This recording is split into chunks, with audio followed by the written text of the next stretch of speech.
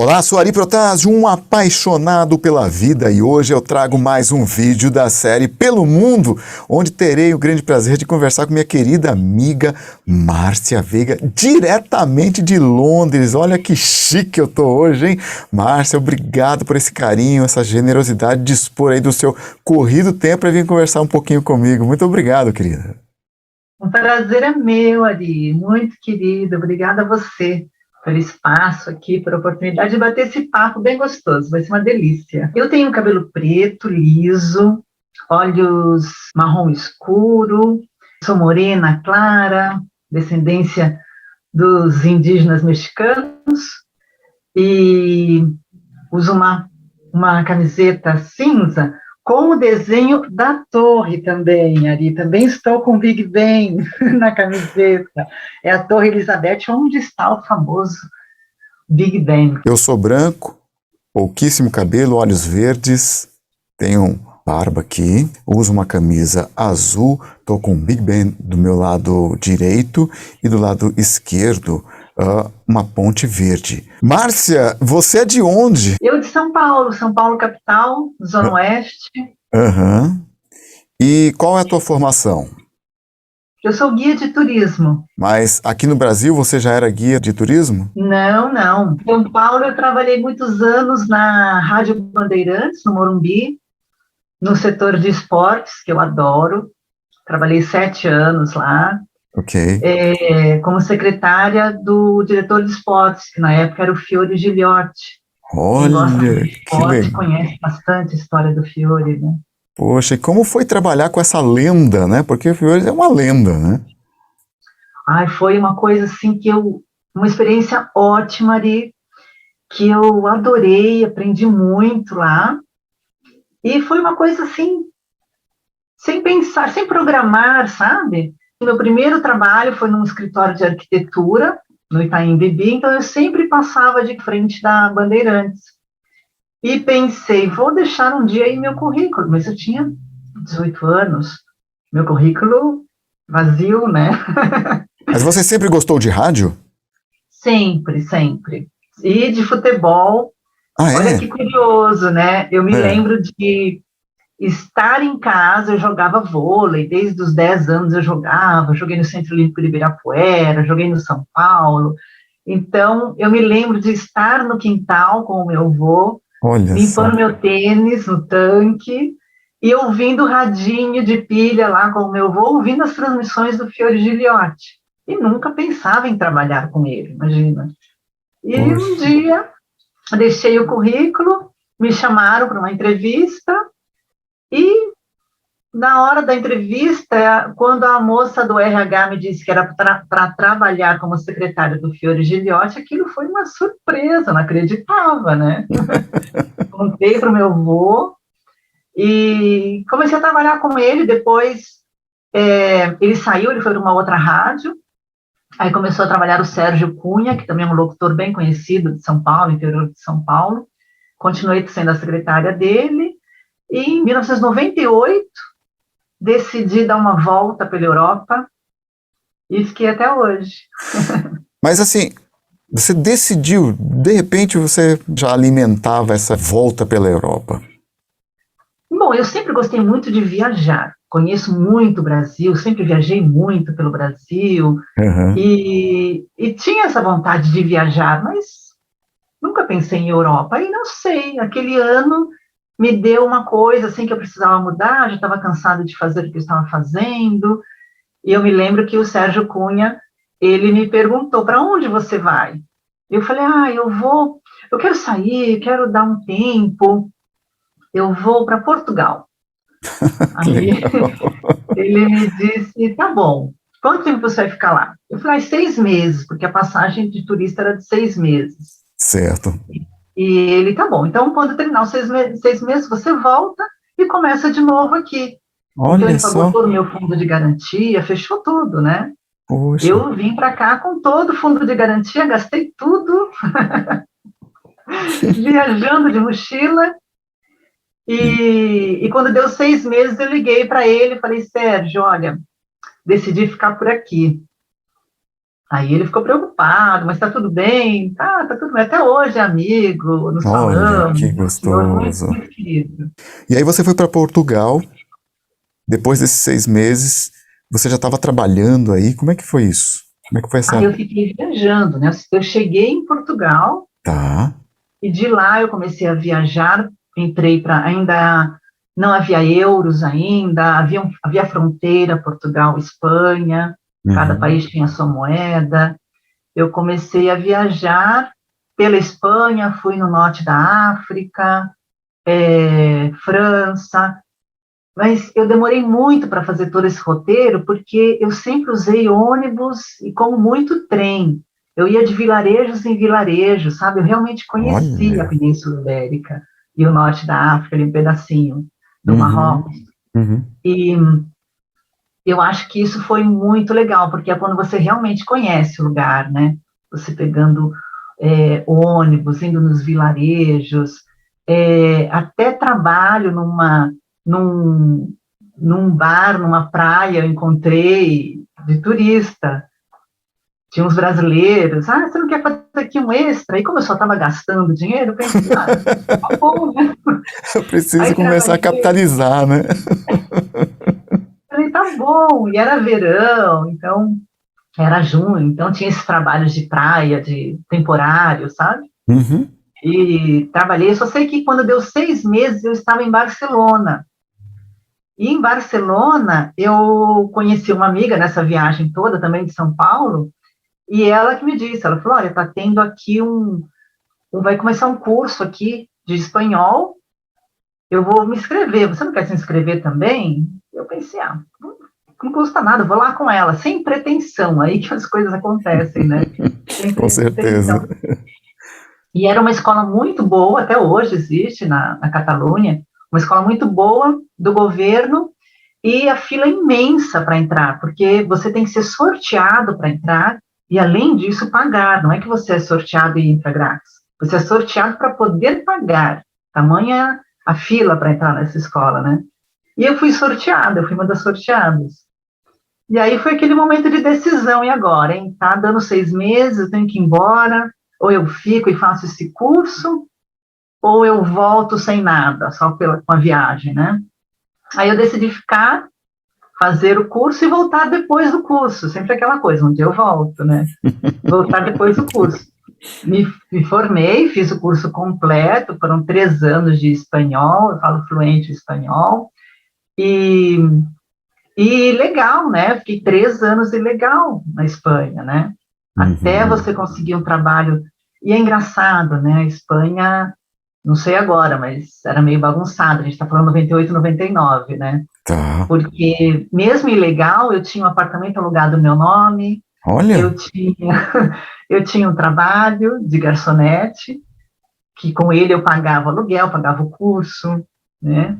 Uhum. E assim, depois do terceiro ano é que eu consegui um contrato, com o contrato eu consegui pagar um advogado para começar a tramitar a minha legalização.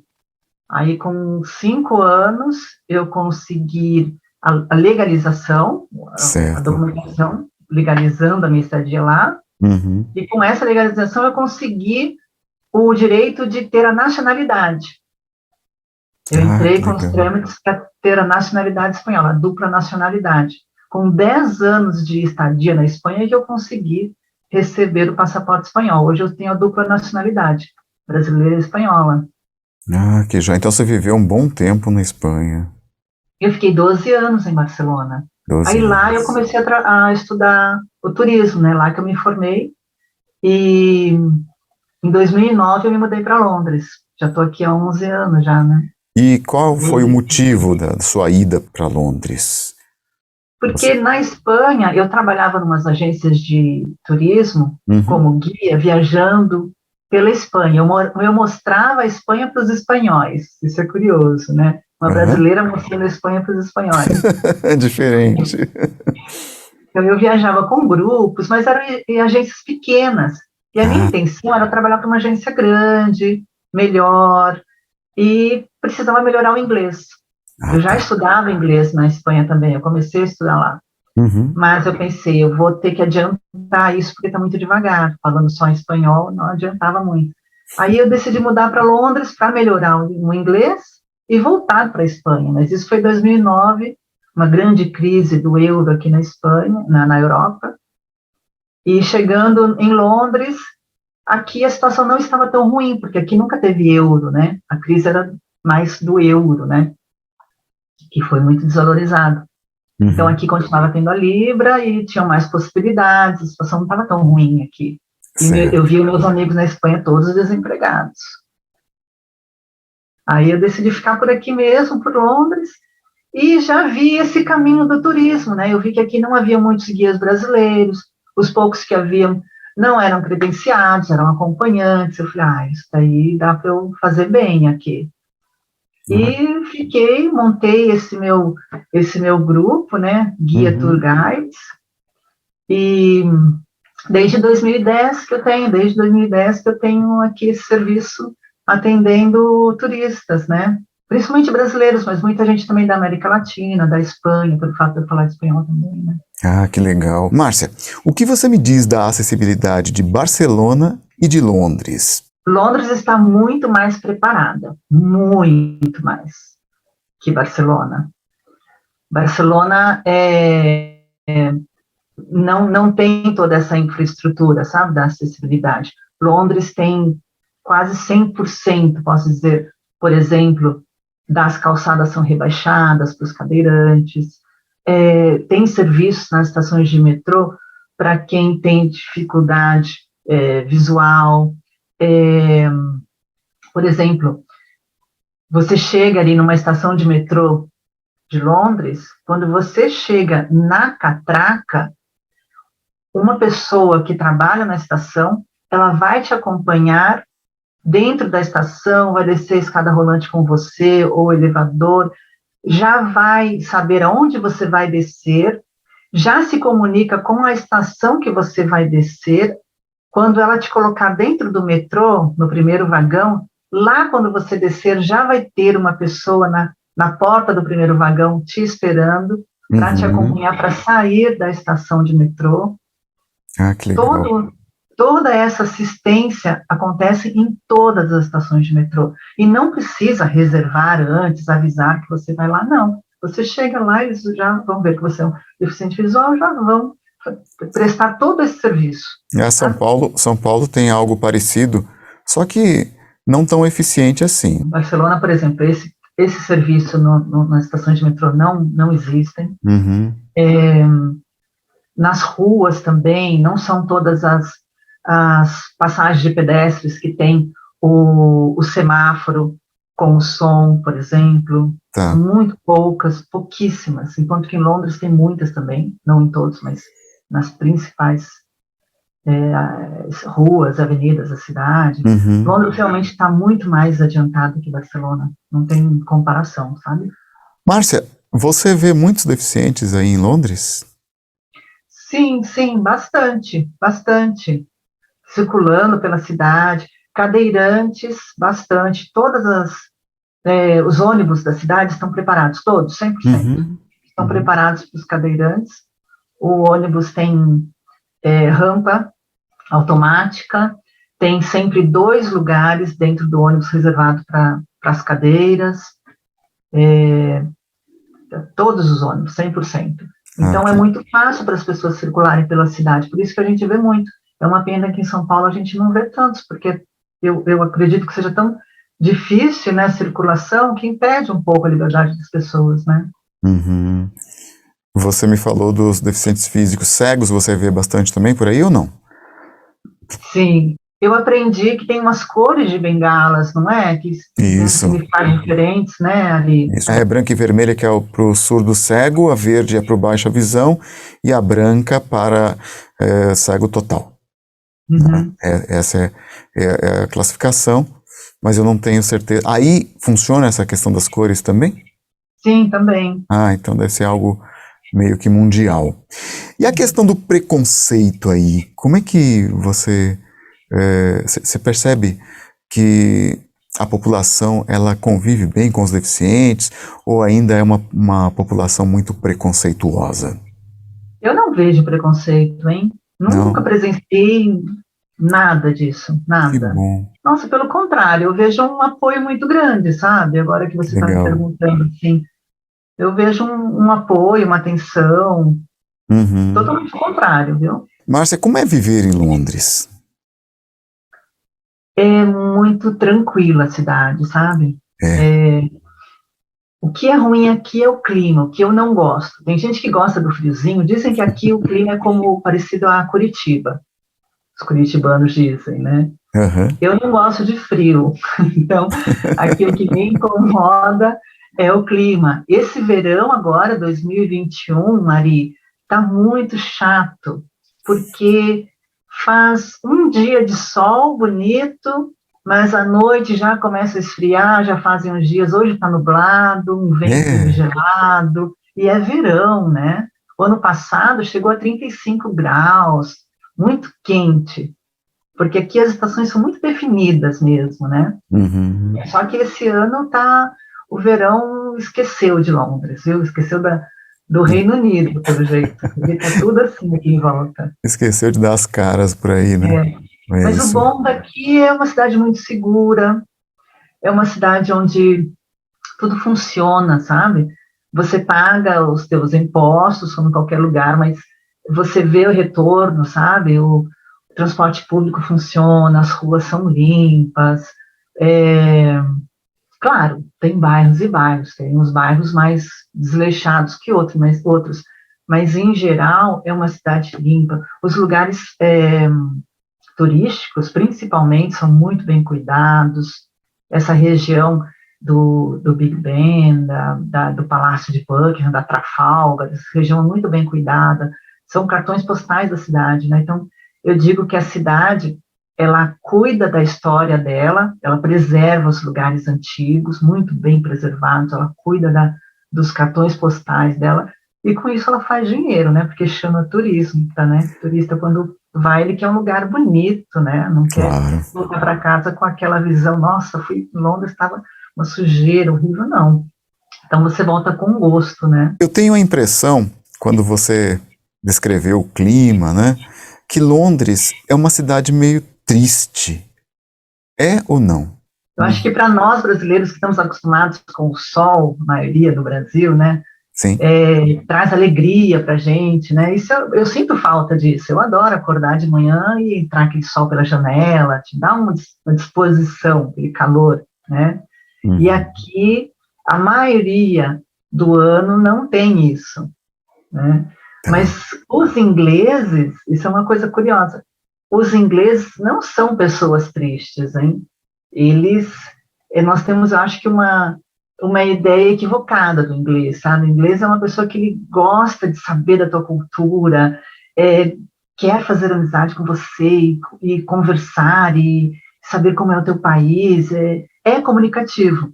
Só que ele não é como somos nós, porque nós conhecemos hoje, já abraçamos, já é meu amigo, né? Eles não Uhum. têm isso, eles precisam de um tempo para chegar a essa amizade, sabe? Essa é Entendi. a diferença. Uma coisa assim que eu notei logo que eu cheguei aqui, o tocar, sabe? O brasileiro nós falamos com as mãos, a gente tem que tocar nas pessoas, né? E eles aqui incomoda muito isso neles, viu? Ah, Aqui para tá. eles chega até a ser assim, está ultrapassando o seu limite, sabe? Entendi. Tem esse limite. Tem que ter cuidado, né? Tem que ter Isso é uma coisa cuidado. chata para eles. Viver em Londres custa caro? Não é uma cidade barata, não. Não. Dizem que lá pelos anos, sei lá, 60, você vinha e juntava dinheiro e comprava coisas, investia no Brasil, né? Aham. Hoje isso é muito difícil. Isso é muito difícil. Porque Entendi. aqui é caro, você ganha em libras, mas você gasta em libras, né? Isso muita gente também não entende, né? Pensa que, mas você está em Londres, está cheio de dinheiro. Quem Quem dera, dera, né, Márcia? quem Quem... dera, Mas porque o por... aluguel é em libras. Ah, tá. Mas assim, o aluguel é caro? Depende muito da área onde você mora. Ah, tá, né? tá.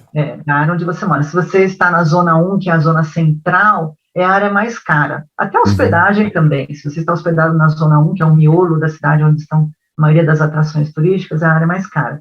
Aí vão abrindo anéis. O mapa da cidade são como anéis que vão abrindo, um em cima do outro. Entendi. Quanto mais distante do centro, mais barato é o teu aluguel. Só que se você trabalha no centro, o teu transporte vai ser mais caro para chegar até o centro, porque você está mais distante, entende? Entendo. Então, ali você tem que equilibrar um pouco, dependendo de onde você trabalha, para saber onde você vai morar. Porque o transporte aqui também é caro, né? Então, é caro. O que é barato aqui é comida não é cara, supermercado. Até para o turista também, hein? Almoçar, por exemplo, num pub inglês, que é bem legal, para você comer uma comida típica daqui, também não é caro. Peraí, pegando esse gancho de comida típica, me diga alguns pratos típicos daí, porque o pessoal adora saber sobre a gastronomia local, e nada melhor quem mora no local para trazer essa informação com precisão, né? O mais famoso de todos é o fish and chips. É um filé de peixe, é o bacalhau fresco, Tá. empanado, acompanhado com batata frita e purê de ervilha. Purê é uma coisa que no Brasil a gente não come muito, não faz muito isso. É verdade, né? Né? Não temos esse hábito. E os doces? Tem algum doce tradicional daí? A torta de maçã, que eles falam apple pie, que também é bem típica aqui, não? A torta de maçã. Porque a pie é uma torta já dos tempos medievais, que era a comida do pobre, né? Era a torta e dentro era o que tinha de carne, legumes, o que tinha ia. O que tinha ia, né? Na torta. E colocava no forno. Essa era a pie, né? Tá. E depois começaram a colocar sobremesa, né? Por isso que vem a maçã, a torta de maçã, a apple pie. Márcia, o que foi a chegada da audiodescrição na sua vida? Foi incrível, Ari. Foi uma experiência maravilhosa, aprendi muito, estou aprendendo muito, né? A oficina foi um grande empurrão, assim, e abriu para mim, sabe, essa janela que eu não conhecia. E a experiência de estar lá com vocês na oficina foi maravilhosa, porque teve a orientação da Cris, profissional, e também as suas orientações foram fantásticas, foram muito importantes, Ari. Você, com a pessoa cega, dando na prática, sabe, as dificuldades e o que o guia tem que saber, sabe? Nós temos que entender quais as suas dificuldades para a gente saber por onde mostrar para vocês, de que maneira mostrar para vocês os lugares. Por exemplo, na oficina eu fiz uma apresentação sobre o Palácio de Buckingham, que é a residência da Rainha Elizabeth II aqui em Londres, e eu fiz de uma maneira que eu nunca tinha feito antes, sabe? Eu fui lá, nossa, nesses 10 anos, inúmeras vezes, e nunca tinha feito daquela maneira tão detalhada, mas sem ser cansativo. Aquilo foi um detalhe que eu aprendi também com você, sabe? De não descrever somente como é, por exemplo, a arquitetura daquele lugar, porque fica uma coisa muito mecânica, muito cansativa. Mas misturar a descrição da arquitetura, como é aquilo que eu estou vendo e querendo que você entenda, e também mostrando ao mesmo tempo a história daquele lugar, o que é ali, quem mora lá dentro, o que acontece ali. Então, eu acho que essa foi fantástica, essa experiência com vocês, viu? E me abriu uma janela muito importante que eu quero me aperfeiçoar cada vez mais, aprender cada vez mais, para poder oferecer um trabalho de alta qualidade mesmo. Você concorda que hoje o teu olhar ele ficou mais detalhista depois da oficina? Com certeza absoluta. Hoje em dia eu olho para esses mesmos lugares que eu já fui tantas vezes e às vezes eu me pego, tentando descrever na minha cabeça, sozinha, sem falar com ninguém, como eu descreveria aquela torre, por exemplo. Como eu Que descreveria? legal. Olha, esse lugar é difícil, hein? Esse lugar vai ser um desafio para mim, sabe? Eu me coloco em situações. E é assim que a gente vai se superando, né? E aprendendo mesmo nessa profissão, né? Nunca sabe tudo. Márcia, e como é o seu trabalho hoje aí? Como que funciona um brasileiro que queira contratar o seu trabalho? Qual é a sua dinâmica de trabalho hoje em Londres? Você tem uma empresa? Como é que funciona isso? Sim, sim. É um grupo de guias que eu montei lá atrás, como eu contei, em 2010. Uhum. No Instagram nós somos Guias Brasileiros, o nome. E eu tenho contato direto com o cliente, muitas vezes particular, por exemplo, você vem para cá, você entra em contato comigo pelo Instagram, ou por e-mail, ou Sim, sim. WhatsApp, e, Márcia, eu quero ir em janeiro para Londres, eu vou com minha esposa, eu quero ficar 5 dias, o que a gente pode conhecer aí? Então, eu monto um roteiro, converso com você, o que você gosta, o que você não gosta, você gosta de museus, quais são as suas preferências? Então, eu Perfeito. monto roteiros personalizados, roteiros incluindo aquilo que, pela conversa, eu acho que vão te agradar mais. Uhum. Mostro para você essas ideias e ali a gente vai mexendo, né? Ah, Márcia, isso daqui eu gostei, isso daqui não, mexe isso daqui. E para que no final seja realmente a tua viagem, porque eu não quero que você faça a viagem que eu acho legal ver em Londres. Eu dou minhas opiniões, mas a Claro, viagem é tua.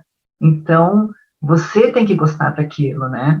entendo. E também atendo agências também, agências de viagem, às vezes clientes vêm através de agências, às vezes as agências organizam grupos também para cá, eu já atendi grupos de 80 pessoas com ônibus de 2 andares, já atendi um casal ou uma família, é realmente bem variado o serviço, né? Márcia, quando você falou que já atendeu grupos grandes e tal, você lembra de alguma história engraçada que tenha acontecido durante todo esse teu tempo de trabalho aí como guia?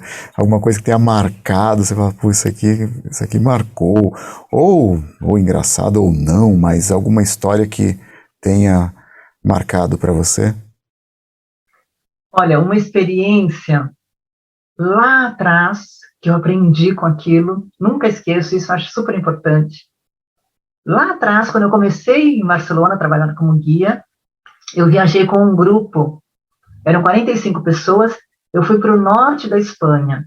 Nós ficávamos 15 dias viajando pela Espanha. Então, eu cheguei numa cidadezinha chamada Laredo. E ali, era verão, então eu passei pela cidade, eu já tinha um mapa da cidade para conhecer alguns lugares interessantes. Passei, imagina, caminhando, 45 pessoas atrás de você, então, caminhando, e Era eu uma saí, procissão. e eu tinha que virar uma direita. Aí eu marquei um ponto de referência, que era um bar todo cheio de toldos, de flores, bandeiras, muito chamativo. Eu Hum. pensei, essa é a minha referência, era a minha primeira vez nessa cidade. Virei à direita, continuamos passeio maravilhoso. Passaram uns meses, eu voltei lá com outro grupo grande também, mas era inverno. Eu fui fazer o mesmo roteiro que eu tinha feito da outra vez. Fui pela avenida e não encontrava esse bar tão chamativo. Fui andando, andando, andando. Aí umas senhoras, Márcia, onde é o banheiro? Eu preciso ir ao banheiro. Andando, andando. Ai, eu saí do povoado. Eu cheguei no estacionamento onde estava o nosso ônibus, por sorte. Aí o nosso ônibus, eu contei para o motorista, ele nos levou de ônibus de volta para o centro. Olha quanto eu tinha andado. Por quê? Era inverno. A referência que eu escolhi foi errada, porque no inverno o restaurante estava fechado. Uhum. E se estivesse aberto, eu passei por ele e não vi, porque não era tão chamativo. Inverno é uma coisa, num lugar turístico, verão é outra, numa cidadezinha, né? Entendi. Então eu aprendi a tomar muito cuidado com as suas referências, sabe? Quando você está passeando por algum lugar, tem que ser alguma coisa sólida, alguma coisa que não vá sair de lá. Não um bar. O homem pode ter vendido o bar, agora é uma farmácia, entende? Entendo. Então, foi uma situação bem no início que eu guardei para mim até hoje, para não ter esse erro. Eu tive muita sorte, que no final eu dei no ônibus nosso. Entendi. Agora, cliente que tenha te deixado em alguma saia justa, já aconteceu? Teve uma situação que foi um grupo também que eu não esperava o que eles tinham programado, porque eles vieram da Suíça de ônibus e me perguntaram, chegaram na hora do almoço em Londres e falaram: Márcia, nós queremos fazer um piquenique. Como não deu para fazer na estrada, no caminho, nós vamos fazer em Londres. Então, eu marquei com eles um lugar onde tinha como estacionar aquele ônibus, eram 40 pessoas, um estacionamento onde coubesse aquele ônibus, e ao mesmo tempo que ao lado tivesse uma praça, algum espaço para fazer o piquenique. Agora, quando você pensa piquenique, Ari, você pensa num sanduichinho, todo mundo com teu sanduíche, né? Um copinho de suco. Isso. Eles chegaram com leitão. E aquilo para eles é muito comum, eles sempre fazem aquilo, mas eu não imaginava, eles também me falaram, para um piquenique, eu tive a ideia do meu tipo de piquenique, né? Não sei se é uma comunicação correta. E aí chegaram com leitão. Exato, enorme, com panelas, com arroz, com tudo. Era um almoço, então, ao ar livre. Exato, e no centro de Londres, imagina, aquilo me deixou numa situação que eu pensei, Londres, não se faz isso. Meu Deus do céu. O teu piquenique em Londres é o que eu imagino de piquenique, é sanduíche, com uma marmitinha, pelo menos. Coisinha mais light, né? Então aquilo, quando saiu, primeiro que tinha saído todo mundo do ônibus, foram já na frente, né? Eu indiquei onde é que era, e a última coisa que saiu da carroceria do ônibus foi o leitão, então não tinha como eu colocar todo mundo de volta no ônibus, não. Mas ele tinha a maçã, né, que eles põem na boca do leitão. Só faltou uma maçã. Era enorme, enrolado num papel de alumínio, grande. E aí começaram a subir 2 homens carregando o leitão. Subindo, japoneses tirando fotos, porque nunca tinham visto aquilo. Mas, Márcia, uma pergunta que não quer calar. Você comeu um pedacinho do leitão? Olha, no final, no começo eu estava tão nervosa, com medo que chegasse a polícia, estava tão nervosa que eu não consegui comer nada. Quando já estava todo mundo acabando, que eu falei, bom, agora se chegar a polícia, tudo bem, a gente recolhe e vai embora. Aí eu comecei a relaxar e comi, estava uma delícia. Que maravilha! Porque era bem familiar, um grupo muito simpático, me diverti muito com o grupo, muito. Até hoje tenho contato com eles.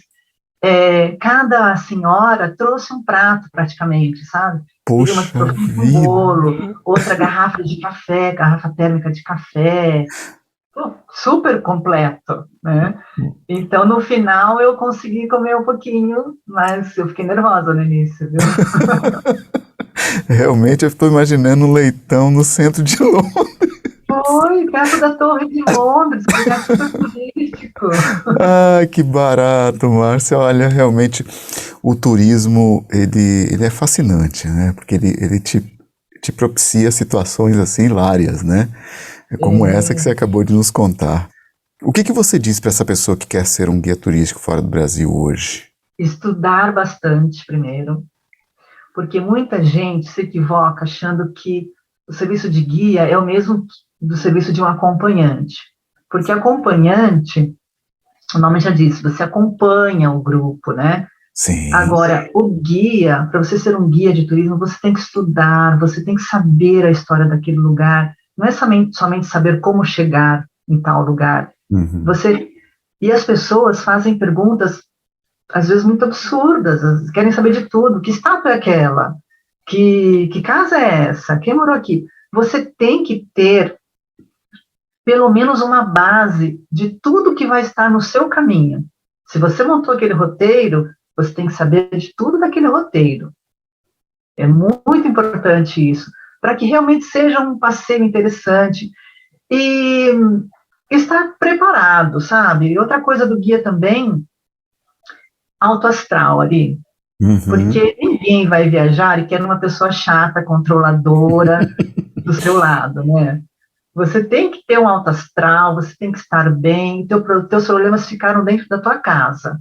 Claro. Você saiu para a rua, eu gosto muito dessa profissão, eu sempre me sinto de férias, isso é muito legal, porque a pessoa que está viajando, ele está de férias, ele está feliz, ele deixou os problemas dele para trás, ele não quer problemas, e você está junto, então eu me sinto de férias também, sabe? Então eu aproveito, eu passeio, ainda que eu tenha ido lá várias vezes naquele lugar, eu passeio, estou entusiasmada, quero mostrar entusiasmo, isso é muito importante, você tem que mostrar aquele entusiasmo todos os dias, ainda que às vezes acontece de uma semana eu ir todos os dias no mesmo lugar, são pessoas diferentes, todo mundo quer conhecer o Big Bang, né? Mas o teu entusiasmo tem que ser o mesmo, todos os dias. Isso também é muito importante também. Márcia, como é que te acha? Deixa seus contatos, por gentileza. No Instagram é @guiasbrasileiros, no plural e no masculino. No Facebook, Guias Brasileiros Márcia. O site guiasbrasileirosnaeuropa.com. Que joia. É isso. Que maravilha, que maravilha. Olha, Márcia, muitíssimo obrigado por essa delicadeza, por você dispor aí de um tempo para vir conversar aqui comigo.